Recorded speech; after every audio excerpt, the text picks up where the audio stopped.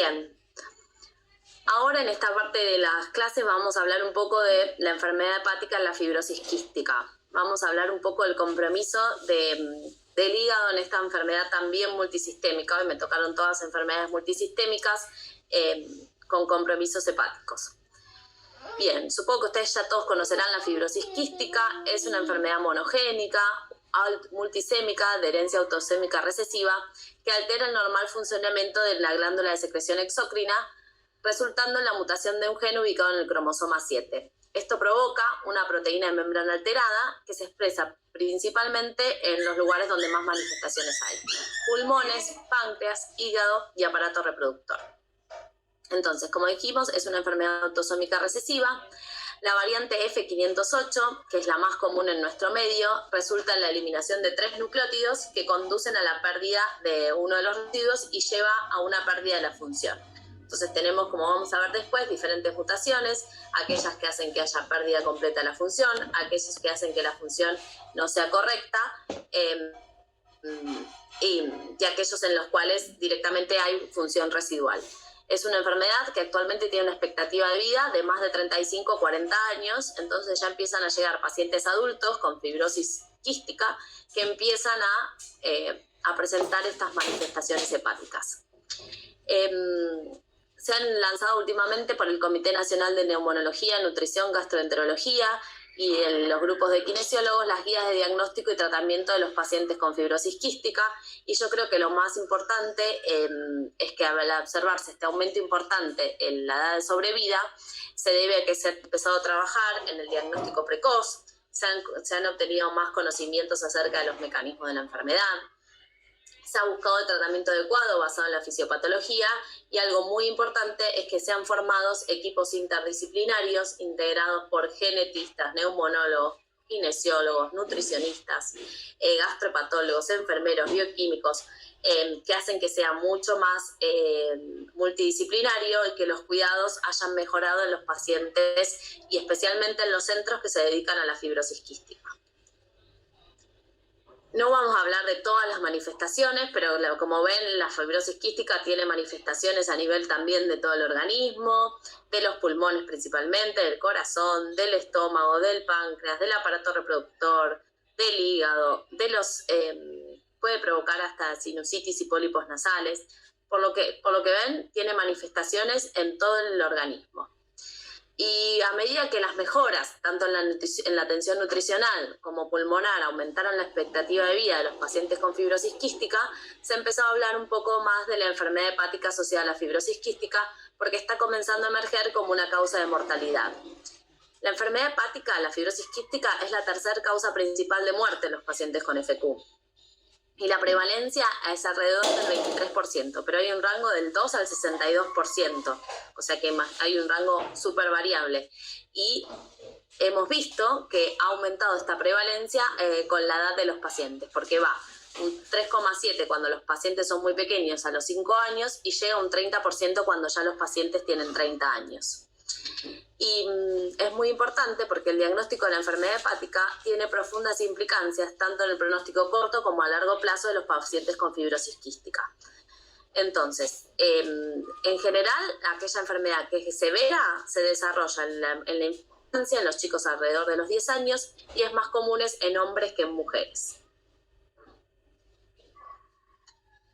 La fisiopatogenia de la enfermedad, del compromiso de la enfermedad hepática, se debe a que la misma disfunción del gen CFTR hace que en el epitelio biliar se provocan alteraciones tanto en la composición como en el volumen de la bilis, lo que lleva a la pérdida del efecto protector del bicarbonato y del moco biliar, y esto produce una acumulación de ácidos biliares tóxicos que terminan causando daño al epitelio como respuesta inflamatoria. Ahora el CFTR se piensa también como un regulador de las respuestas inmunitarias. Entonces, un CFTR defectuoso también daría una activación aberrante de la tirosina quinasa, y esto llevaría a más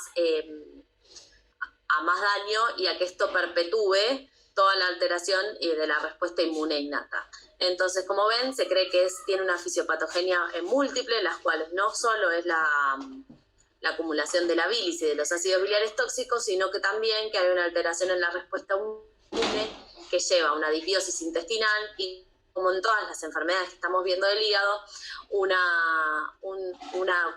desbalance en el eje hígado-intestino que también colabora con la alteración de la inmunidad innata.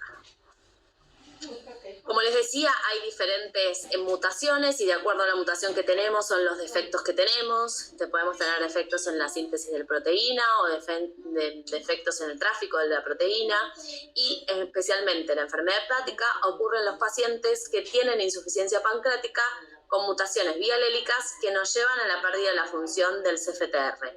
En general, la más común es la F508 delta, que es la que nosotros más vemos en nuestro medio y que es la que más, en la que más observamos enfermedad hepática. Y son los pacientes en los cuales tenemos mínima función de la proteína, por lo cual tenemos un fenotipo mucho más severo.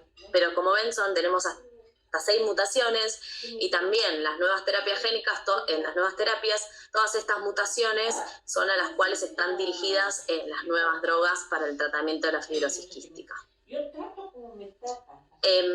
No solo tenemos la variabilidad genética que contribuye al riesgo de la enfermedad hepática, también se han postulado que muchos otros genes, como por ejemplo el gen SERPINA1, que también codifica para el alfa-1 antitripsina, puede estar alterado en este tipo de pacientes y colaborarnos todavía aún más con la hipertensión portal. Entonces, el funcionamiento defectuoso del CFTR, que está expresado en los colangiocitos, tanto intra como extrahepáticos, da como resultado una alteración de la secreción a través de la membrana apical. Se disminuye el flujo de la bilis, aumenta el espeso biliar, y esto produce una obstrucción ductular que hace que se provoque una inflamación periportal, fibrosis y cirrosis biliar focal. La enfermedad progresiva entonces puede manifestarse como esta cirrosis multifocal e hipertensión biliar. Una de las características de la fibrosis quística es esta cirrosis biliar multifocal. Entonces, en la presentación clínica y el grado de compromiso hepático varían significativamente entre los diferentes individuos. Como les dije, la prevalencia es de 5 al 60% y puede variar desde un leve aumento de las aminotransferasas hasta cirrosis con falla e hipertensión portal. Hay ciertos factores de riesgo que nos ayudan a pensar que un paciente puede tener fibrosis quística. El sexo masculino, la mutación del CFTR F508 homocigota, la presencia del alelo Z SERPINA1, el hilio meconial, la insuficiencia pancreática exócrina y la diabetes relacionada a la fibrosis quística son factores de riesgo para la presentación de la enfermedad hepática en la fibrosis quística. Se han empezado a hacer múltiples estudios, que se publicó en la Asociación Americana de Enfermedades Hepáticas, en el cual se analizaron 3.300 pacientes con fibrosis quística entre 1985 y el 2004, y fue donde se pudieron evaluar los resultados y los factores de riesgo en esta gran cohorte de pacientes franceses. Y las conclusiones es parecido, que la incidencia fue del 18% y solo el 5% presentó una enfermedad hepática severa, que la enfermedad hepática debido a la fibrosis quística es rara antes de los 5 años, que va aumentando a medida que transcurre la vida del paciente a 1% por año, siendo del 30% a los 25 años, que la evolución del compromiso hepático es independiente del tratamiento con ácido urso desoxicólico, y que las manifestaciones hepáticas se asocian a mayor compromiso pulmonar y nutricional. Entonces, pacientes con mayor compromiso nutricional y pulmonar suelen tener mayor compromiso hepático. Entonces, ¿cuáles son las manifestaciones clínicas o cuáles son las posibilidades en los pacientes en los cuales tenemos fibrosis quística? Los pacientes se pueden presentar de 2 maneras. Enfermedad hepática sin hipertensión portal, que es la que se presenta con colestasis, con alteración del hepatograma, con esteatosis y con compromiso vesicular y de la vía biliar, o pacientes que se presentan con enfermedad hepática con cirrosis e hipertensión portal. Y así, acá sí que tenemos manifestaciones como hipertensión portal, que son secundarias a la cirrosis biliar focal o a la cirrosis biliar multifocal. Entonces, de acuerdo a la edad del paciente y al momento en el cual nosotros arribamos o nos llega el paciente a la consulta, es el tipo de enfermedad que podemos encontrar. En los neonatos lo más frecuente, por ejemplo, es la colestasis. La colestasis neonatal por fibrosis quística es lo que más frecuente vemos en los neonatos. En los pacientes entre los 1 y los 5 años, lo que más vemos es la alteración del hepatograma. Y en los adolescentes ya empezamos a ver o esteatosis o ya enfermedad hepática con cirrosis y signos de hipertensión portal.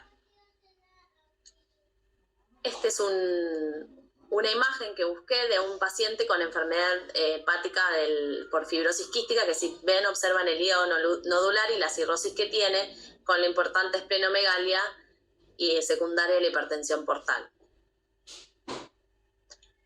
Entonces, la enfermedad hepática sin hipertensión portal se caracteriza por colestasis, que es la manifestación hepática más temprana en la fibrosis quística. Como les dije y les hablé al principio de la fisiopatogenia, es secundaria a la obstrucción de los conductos biliares intrahepáticos. Siempre en un paciente con neonato con colestasis es importante excluir otras causas de colestasis neonatal y en general las colestasis suelen resolver entre el primer y tercer mes de vida. Otras alteraciones del hepatograma, como puede ser la hipertransaminasemia o gamma GTs aumentadas, pueden preceder a las manifestaciones clínicas e imagenológicas por varios años, es decir, que tenemos pacientes con alteración del hepatograma que muchas veces es difícil distinguir si se debe a la enfermedad per se o son pacientes que tienen múltiples infecciones respiratorias por las cuales se utilizan múltiples antibióticos, entonces tenemos hipertransaminasemias que pueden ser secundarias a los antibióticos. Entonces son pacientes que son muy complejos de abordar y una alteración en el hepatograma en un paciente con FQP nos puede llevar a un panorama muy amplio, entonces siempre tenemos que estar atentos. Otra de las manifestaciones de esta enfermedad hepática sin hipertensión portal es la esteatosis, que como saben tiene una etiología variada en los pacientes porque en general son pacientes malnutridos, con deficiencia de ácidos grasos, que se asocian a veces a diabetes e hipertrigliceridemia. Y hoy en día con los nuevos tratamientos tenemos pacientes que ya no son desnutridos con FQP, que son pacientes obesos, entonces que también presentan esteatosis secundaria a la obesidad. Y también podemos tener compromiso vesicular y de la vía biliar, como litiasis vesicular, microvesículas, que en general se estudian con colangioresonancia y podemos arribar el diagnóstico. Estas serían como las manifestaciones más benignas o la puerta de entrada que a veces tenemos nosotros a los pacientes con FQP. Ya en los pacientes con enfermedad hepática severa tenemos dos tipos de presentaciones, o la cirrosis biliar focal o la cirrosis biliar multifocal. En la cirrosis biliar focal tenemos pequeñas áreas focales de cicatrización que se deben a lo que hablamos de la alteración del flujo y a la toxicidad de los ácidos biliares. Esto nos provoca fibrosis focales significativas con taponamiento y es clínicamente siliente. Es este tipo de enfermedad en las cuales empezamos a ver las manifestaciones por los signos de la hipertensión portal, pero no tenemos a nivel del laboratorio algo que nos vaya dando pistas. A medida que esto va progresando, que esta cirrosis biliar focal se va expandiendo, llegamos a la cirrosis biliar multifocal. Y acá ya tenemos un hígado mucho más cirrótico, en los cuales ya empezamos a ver signos de hepatopatía crónica y empezamos a observar las complicaciones de la hipertensión portal. Podemos ver sangrado varicial, podemos ver ascitis, podemos ver signos de hiperesplenismo como trombocitopenias o leucopenia. Entonces, de acuerdo a la medida en que va avanzando esta enfermedad, de la cirrosis biliar focal a la multifocal, empezamos a ver todas las complicaciones de cualquier paciente cirrótico. Ya en una cirrosis biliar multifocal no es tan siliente, ya tenemos en un laboratorio que podemos ver elementos que nos hablen de falla hepática o de disminución de la síntesis hepática, como disminución de la albúmina, podemos empezar a ver desarrollo de la ascitis, y acá es cuando nos empezamos a plantear qué tipo de paciente requieren trasplante porque este hígado ya está cirrótico y es muy difícil de recuperarlo. ¿Qué hacemos ante un paciente en el cual tenemos un paciente con FQP y nos llega al consultorio del gastro del hepatólogo? La evidencia es que la enfermedad puede ser subclínica, entonces tenemos que empezar a estudiar a los pacientes previamente a que presenten clínica. Se han descrito criterios para empezar a estudiar a los pacientes. Uno de ellos es los criterios de Debray, que lo que hablan es de tanto estudios bioquímicos como exámenes clínicos como el estudio de imagen. Estos tres pilares nos pueden ayudar a arribar al diagnóstico de enfermedad hepática por fibrosis quística. Por estudio de imagen o por estudio de examen clínico podemos diagnosticar la hepato o la esplenomegalia, que siempre tiene que estar confirmada por eco. Tenemos que tener una anomalía en las enzimas hepáticas durante más de 6 meses, después de excluir esteatosis y otras causas de enfermedad hepática, o tener una evidencia ultrasonográfica en la ecografía de nodularidad, ecogenicidad heterogénea o hipertensión portal. 2 o más de estos criterios ya nos hacen pensar en una enfermedad hepática secundaria a la fibrosis quística. Todos los pacientes con fibrosis quística necesitan un seguimiento anual por gastrohepatólogos para evaluar la probable progresión a cirrosis y detectar con precocidad la hipertensión portal y otras complicaciones. Entonces, ¿cómo hacemos esto? Como les dije recién, con el laboratorio para evaluar la hipertransaminasemia, con el examen físico para empezar a detectar signos de hipertensión portal, como el agrandamiento del vaso, la esplenomegalia o la hepatomegalia, y la ecografía abdominal, que es la que nos ayuda a observar la nodularidad de ese hígado y empezar a pensar que tenemos un hígado ya mucho más enfermo de lo que capaz sospechábamos en un principio. Entonces, si vamos como en una pirámide, ¿dónde empezamos? Empezamos con una colestasis, que nos lleva a una hepatomegalia, que secundario a esta hepatomegalia y a esta fibrosis del hígado empezamos con esplenomegalia. Esto ya nos puede empezar a dar signos de hipertensión portal, como sangrado, signos de hepatopatía crónica. Los estudios que le hacemos siempre a los pacientes entonces son en principio las enzimas hepáticas, que si bien son pobres predictores o indicadores de cirrosis, a veces nos ayudan como a empezar a guiarnos especialmente al principio del estudio del paciente con FQP.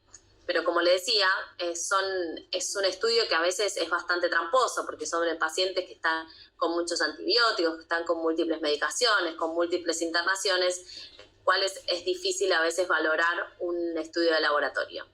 Y siempre frente a valores que están fuera del rango por más de 6 meses hay que seguir estudiando. No nos podemos quedar solo con un laboratorio si tenemos enzimas aumentadas por más de 6 meses. Siempre tenemos que pedir una ecografía. La ecografía siempre nos ayuda a determinar si hay signos tempranos de hipertensión portal, si tenemos esteatosis o si ya tenemos un hígado nodular que nos haga pensar en una cirrosis multinodular. Y en general las alteraciones ecográficas siempre suelen preceder a las bioquímicas porque, como saben, hay poca recorrelación entre las enzimas a veces y la cirrosis. Podemos tener hepatogramas normales e hígados completamente cirróticos. La esplenomegalia, que es un signo ya de hipertensión portal, también nos ayuda a orientar el estudio de nuestros pacientes. La biopsia hepática es el gold standard para el diagnóstico de fibrosis y cirrosis, pero tenemos que pensar y tener en cuenta que, al igual que la enfermedad de Wilson, tiene una afectación hepática parcheada, porque es multifocal, son cirrosis focales que se van haciendo de a poco, entonces a veces podemos biopsiar en lugares en los cuales no tengamos la información suficiente. Y ahora se está empezando a usar la elastografía, la resonancia con elastografía, que nos permite medir de manera no invasiva la fibrosis del hígado. Entonces, en todos los pacientes, como decíamos, hacemos el seguimiento anual en el cual hacemos examen físico, bioquímica y ecografía abdominal. En aquellos pacientes que empezamos a ver signos de cirrosis y esplenomegalia o algún signo de hiperesplenismo, necesitamos hacer una endoscopía al diagnóstico. Si es normal, ya la podemos repetir cada 2 o 3 años. Si tiene varices, una vez al año, o repetirla antes ante signos sugestivos de probables sangrados, como anemia, microcetosis con depresión crónica de hierro. Algo que nos haga pensar en un sangrado gastrointestinal, podemos adelantar la vera. Y otras complicaciones ya de un paciente con cirrosis, tenemos que empezar a buscar los síndromes hepatopulmonares, si tienen o no tienen hipertensión pulmonar, el desarrollo de patología pulmonar. Acuérdense que a todo paciente cirrótico hay que pedirle una alfa-fetoproteína cada 6 meses. Y acá ya tenemos que hacer un control anual con el especialista o semestral con ecografía más alfa-fetoproteína. Entonces, ¿cómo es el manejo y el seguimiento de un paciente de fibrosis quística al cual nos llega a nuestro consultorio? En principio, hacerle laboratorio y ecografía de forma anual. Si tenemos disponibilidad, le hacemos el FibroScan porque es un método no invasivo que nos va a permitir evaluar fibrosis. Si tenemos hepatoesplenomegalia, le pedimos el laboratorio. Si ya tenemos un patrón anormal de enzimas hepáticas, necesitamos un poco diferenciar qué es, si es colestásico, si es mixto o si es hepatocelular. pero los 3 nos van a llevar a pedirle la ecografía. La ecografía va a ser nuestra puerta de entrada para entender qué es lo que está pasando con nuestros pacientes. Si tenemos ecogenicidad aumentada y estamos en presencia de una esteatosis, si tenemos anormalidades biliares y necesitamos hacer una colangioresonancia para ver si hay alguna estenosis, o si ya tenemos un hígado micronodular o macronodular con contornos irregulares o signos ya de hipertensión portal, que nos podrían hacer pensar que ya tenemos un paciente con cirrosis, entonces ahí ya tenemos que estudiarlo un poco más y ver si le realizamos la biopsia y empezar a estudiarlo para las posibles complicaciones de hipertensión portal. Debray et al., que es el mismo que hizo los criterios diagnósticos, también proponen seguimientos muy parecidos, seguimiento anual con examen clínico y hepatograma, con ecografía, que como les decía es nuestra puerta de entrada, y de acuerdo a si hay signos de hipertensión portal, empezar a estudiar al paciente para ver las posibles complicaciones. Otra de las puntas en las cuales tenemos que basarnos para hablar de los pacientes con fibrosis quística es en el tratamiento. Como ven en esta filmina, tenemos varias puertas de entrada para el tratamiento. Tenemos el ácido de uso desoxicólico, la esplenectomía, parcial versus la total en los pacientes que tienen hipertensión portal, un posible shunt, un posible trasplante hepático y hasta el tratamiento modulador. Todos estos son tratamientos posibles, pero ¿cuál de todos estos es realmente eficaz? El ácido desoxicólico se ha usado con el objetivo de retrasar la progresión de la enfermedad, por lo que se cree que el tratamiento hay que iniciarlo lo antes posible en cuanto se realiza el diagnóstico de fibrosis quística. Si bien el mecanismo de acción tendría lógica de que funcione, como la estimulación de la secreción biliar, el efecto antiapoptótico y la disminución de la citotoxicidad, es un medicamento que está bien tolerado, se han hecho revisiones de Cochrane en los cuales no se han observado cambios ni en el patrón de las enzimas en el laboratorio, ni la necesidad de trasplante, no se han observado mejorías en el estado nutricional, en la mortalidad ni en el desarrollo de hipertensión portal. Entonces ahí tenemos una cuestión de si utilizarlo o no utilizarlo. ¿Lo utilizamos? Sí. ¿Tenemos mucha evidencia científica para utilizarlo? Está en duda si está bien utilizado o no. Después ya tenemos opciones quirúrgicas que ya son para pacientes con enfermedad hepática avanzada, en las cuales tenemos hipertensión portal o hiperesplenismo para el manejo de la hipertensión portal, para el enlentecimiento de la progresión y principalmente para la estabilización de la función pulmonar. Ahí ya podemos hablar de los tips, de esplenectomía o del trasplante. ¿A qué pacientes creemos o creen ustedes que se debería trasplantar? No podemos, cuando vemos un paciente con fibrosis quística, ver solo un hígado. Tenemos un paciente con múltiples manifestaciones extrahepáticas en las cuales deben ser consideradas al momento del trasplante. Entonces tenemos que evaluar también el estado nutricional, cómo está su función pulmonar, si tiene o no tiene infecciones respiratorias recurrentes y a qué tipo de bacterias y si estas son multiresistentes. No se olviden que al momento del trasplantar inmunosuprimimos mucho a los pacientes. Pero bueno, se han establecido algunos criterios para cuándo hay que trasplantar a un paciente con fibrosis quística y lo que se ha determinado es que hay que trasplantarlos en pacientes con una disfunción hepática progresiva, con desarrollo de ascitis refractaria ictericia, con hemorragia que son por varices que no las podemos tratar con los medios convencionales, es decir, con erradicación por banding o con tratamiento médico, cuando el paciente ya presenta síndrome hepatopulmonar o portopulmonar, que son complicaciones de la cirrosis, ante pacientes con desnutrición severa, pacientes en las cuales se ve afectado mucho la calidad de vida relacionada a la enfermedad hepática, que tienen hiperesplenismos muy marcados, con vasos con esplenomegalías muy grandes que le dificultan realizar sus actividades diarias, que tienen leucopenias muy marcadas, o con pacientes en los cuales, secundario a la enfermedad hepática, también se presenta deterioro de la función pulmonar. Entonces, la evaluación de trasplante debe evaluar también no solo la función hepática y todo lo que conlleva cuando realizamos un trasplante hepático, sino que debemos evaluar los problemas pulmonares y también la función cardíaca para ver si se requiere trasplante solo hepático, si se puede hacer combinado hígado-pulmón o hasta se habla en la literatura de un trasplante triple, corazón, pulmón e hígado. Ahí hice una revisión bibliográfica, a ver qué encontraba a favor del trasplante precoz y en contra del trasplante precoz. A favor es que tiene una muy buena supervivencia al primero del 5 años, del 100 y el 81%. El trasplante hepático, como ya deben haber charlado en alguna de las charlas previas, tiene muy buena supervivencia. También tiene muy buena supervivencia el trasplante hepatopulmonar, del 87 al 65% a los 5 años. Disminuye las infecciones pulmonares a largo plazo. Provoca una mejoría de la función pulmonar, del estado nutricional y de la calidad de vida. Ahora, ¿qué encontré en contra? Hay aumento también, hay estudios que reportan aumentos de las infecciones pulmonares. Hay estudios que muestran mayor incidencia de diabetes en el trasplante hepático. No se olviden que muchas de las drogas inmunosupresoras tienen como efecto adverso la diabetes. Entonces, entre un páncreas que no funciona muy bien y la droga inmunosupresora, estamos en problemas. Lo mismo que hay estudios que reportan un empeoramiento de la función pulmonar y daño renal a largo plazo, son por los mismos inmunosupresores. Entonces, al momento tenemos voces a favor y voces en contra, pero las indicaciones de trasplante son claras y hoy en día se trasplantan chicos con fibrosis quística con buenos resultados. Bueno, creo que volví a hablar muy rápido. ¿Dudas, preguntas? ¿Tienen pacientes con fibrosis quística? ¿Siguen en sus centros? ¿Los derivan?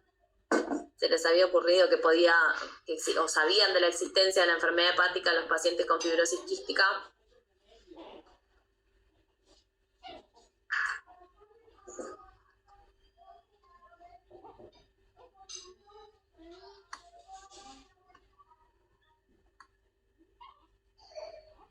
¿No? ¿Nadie tiene nada? No, la verdad es que yo no soy paciente con fibrosis quística, sinceramente. No tengo experiencia con eso y seguramente la gente que hace pediatría puede ser, pero de adultos o gente mayor de 18 años, no.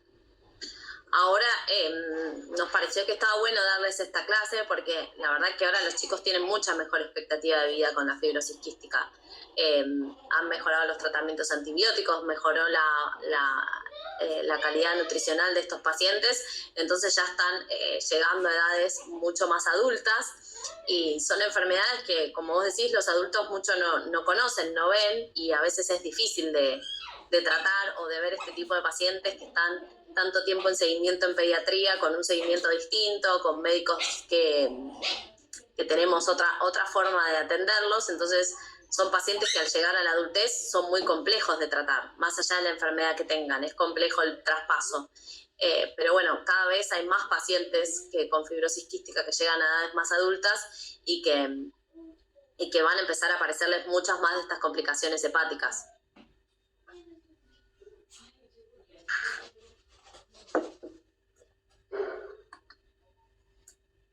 Bueno, chicos, no sé si alguno tiene alguna pregunta. Si no, yo los libero.